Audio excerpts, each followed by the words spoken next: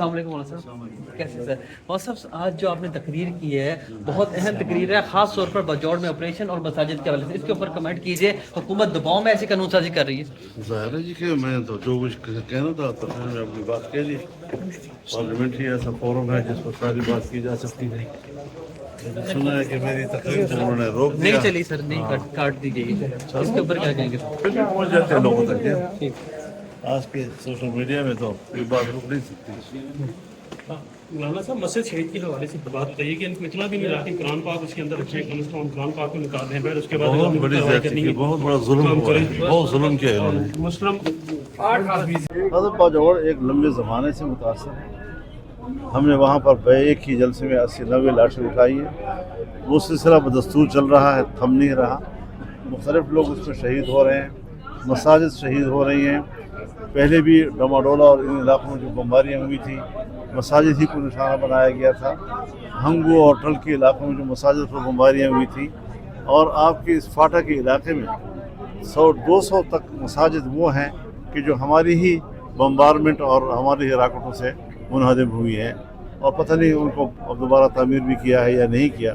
शायद नुमाइश के लिए कोई 1-2-3 उनको दोबारा बनाया गया हो, लेकिन मसाजिद वहाँ पर मुनहदम हैं, मदारस मुनहदम हैं, और बच्चों की तालीम मुतासर हो रही है। तो इसका सारा मलबा जो है वो सिर्फ इस बात पर डालना कि मदारस हैं और मसाजिद हैं और मजहबी लोग हैं, ये बिल्कुल इम्तियाजी रवैये हैं।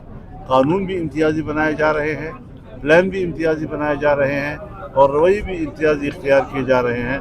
ये चीज़ें काबिल कबूल नहीं। मौलाना साहब, आपने मिशन खोल के बात की, ये बताएं कि जो मस्जिद शहीद की आप समझते हैं कि किसी और तरफ से तवज्जो हटाने के लिए है बाजौड़ ऑपरेशन और इस तरह मामला में ये मस्जिद जो शहीद की है? और सर मौलाना साहब साथ ही एक मिनट सूबाई हुकूमत क्या खाने पीने के लिए एहतमाम के हवाले से कहेंगे, क्योंकि बच्चे वहाँ कैंपों में मौजूद हैं, इस हवाले से सूबाई हुकूमत को क्या कहेंगे? सूबाई हुकूमत एक दिन कहती है हम ऑपरेशन के खिलाफ हैं, दूसरे दिन उस पर दस्तखत कर देती है कि इजाज़त ऑपरेशन करो।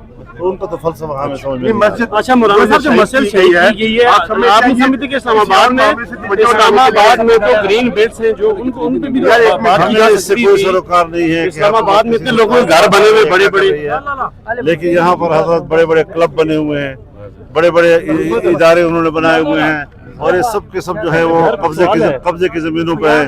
तो सिर्फ एक मस्जिद ही उनको नजर आ गई कि उसकी लिस्ट जारी कर दी कि उसको हमने 50 मसलों की मजीद लिस्ट जारी की गई है मौलाना साहब। ये जब की कंट्री है उस मुतल्लिक मौलाना का जो खिताब है, उसके बाद हम देख रहे हैं कि हुकूमती हलकों में बेचैनी है, और क्यों ना हो, उन्होंने जो खिताब में हकाइक सामने रखे हैं और जो अल्फाज इस्तेमाल किए हैं वो मैं हूबहू आपके सामने रखता हूँ। उनका ये कहना है कि आपने मदनी मस्जिद गिरा दी, जब मस्जिद बन जाती है तो फिर क़यामत तक वो मस्जिद ही रहेगी। हम अपना खून देंगे मगर मस्जिद नहीं गिरने देंगे। आपको शर्म नहीं आती? आपने कुरान पाक को भी वहाँ से नहीं उठाया, और वो हमने देखा कि वीडियो में भी नज़र आ रहा है कि कुरान पाक के औराक जो हैं वो शहीद हुए। आपने शब भर में मस्जिद गिरा दी, आपको शर्म आनी चाहिए थी। कुरान पाक को शहीद कर दिया गया।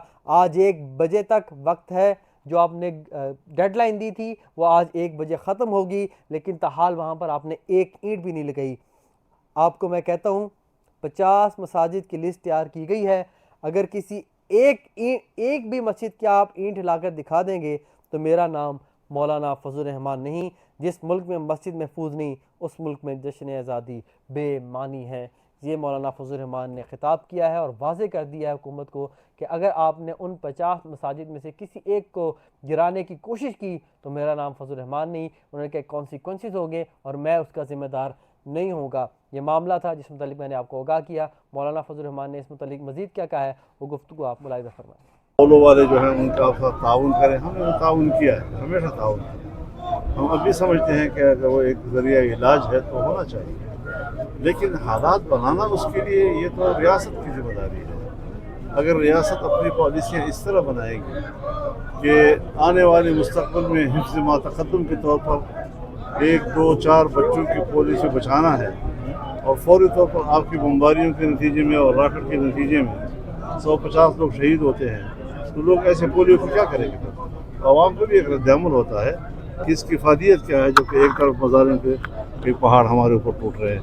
तो इन सारी चीज़ों को कंट्रोल करने की ज़रूरत है। हुकूमत ऑपरेशन भी करना चाहती है, और ऑपरेशन नहीं भी कर रही। पब्लिक पे डालती है आप बात करें। पब्लिक को मुसल्लह लोगों के मुकाबले में लाना ये कौन सी हिकमत अमली है? मैं तो लोगों से भी कहूँगा, कबाइल से भी कहूँगा कि ये इस वक्त आपके बराह रास्त उनसे मुज़ाकरात के मौक़े नहीं है। रियासत खुद उनके साथ बात करे और अगर मामला बातचीत से हल होते हैं हमें कोई इतराज़ नहीं। हम सियासी लोग हैं, मुज़ाकरात के ज़रिए मसले के हल के कायल होते हैं, तो अगर रियासत उस रास्ते पे चलती है हमें कोई इतराज़ नहीं है।